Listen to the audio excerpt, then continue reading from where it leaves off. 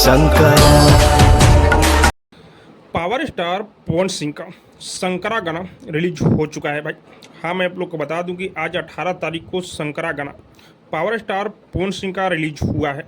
और हाँ, इस गाने के बारे में अगर बात किया जाए, बहुत ही बेहतरीन तरीके से इस गाने को शूट किया गया है भाई। वीडियो क्वालिटी इस गाने का बहुत ही ज़बरदस्त है। और ये जो गाना है भाई, भक्ति गाना है। हाँ भाई, भोले बाबा के ऊपर ये गाना है। और हाँ, मैं आप लोग को बता दूं कि बॉलीवुड वाला गाना है भाई। इस गाने में पवन भैया का आवाज़ बहुत ही ज़बरदस्त लग रहा है भाई। इसीलिए पवन सिंह को सरस्वती पुत्र कहा जाता है और भक्ति का सम्राट कहा जाता है भाई।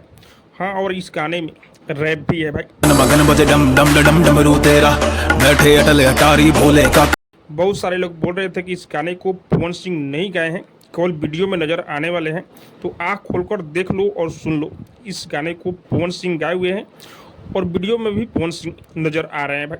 और हाँ, ये जो गाना है आरडी म्यूजिक पर रिलीज किया गया है।